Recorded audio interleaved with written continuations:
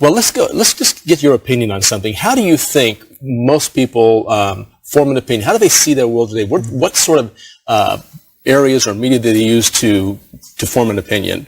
Well, most people, during their upbringing and their relationships, their family, and then they have a larger circle of influence, which is their peers, and then they have, of course, media and music. There's all these different dimensions that always put input into your mind. And then you kind of frame that together and you develop sort of a view of life and reality through many dimensions of influences. When you start talking about apologetics, you start talking about defending the faith, I think a lot of people think of willing to snappy comeback, or want to talk about what their position would be on a particular issue.